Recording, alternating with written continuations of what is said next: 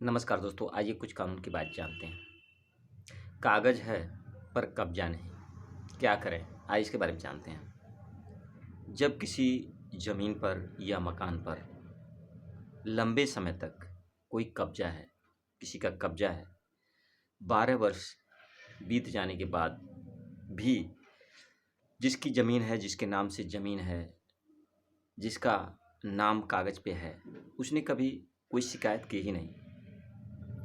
कभी थाने में एफआईआर किया ही नहीं, कभी एसडीएम के यहाँ गया ही नहीं, कभी दावा दाखिल किया ही नहीं और 12 वर्ष तक बीत गया।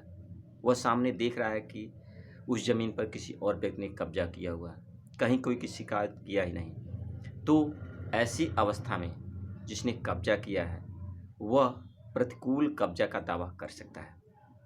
हो सकता है कि वह कोई न कोई कागज़ इकट्ठा कर लिया हो, बिजली का बिल, पानी का बिल, कोई और कागज़ात जो उसके कब्ज़ा के प्रमाण में सहयोग प्रदान करे।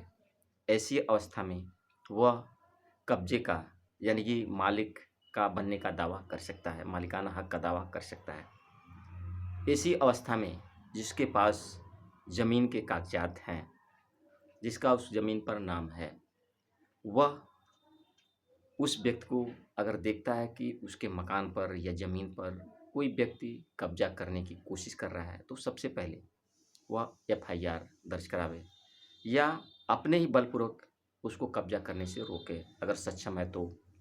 नहीं तो एफआईआर दर्ज करावे या फिर भूमि है तो एसडीएम कहाँ से स्टे करवावे, मकान है या फिर भूमि से संबंधित मकान से संबंधित कोई है तो वह सिविल न्यायालय में स्टे का मुकदमा दाखिल करे, उसको कब्ज़ा करने से रोके। यदि वह 12 साल तक बीत गया और कब्ज़ा करने से नहीं रोका, तो ऐसी अवस्था में उसे साबित करना होगा कि वह मकान या ज़मीन जिसको वह अपने कागज़ से साबित करना होगा कि वह उसी का है। नहीं तो कब्ज़ा करने वाला प्रतिकूल दावा करके वह उस कब्ज़े का प्रमाण दे करके कि 12 वर्ष तक किसी ने कभी कोई शिकायत किया नहीं, मेरा लंबे समय तक कब्ज़ा है, इसलिए वह ज़मीन का मालिकाना हक प्राप्त करने के लिए दावा कर सकता है।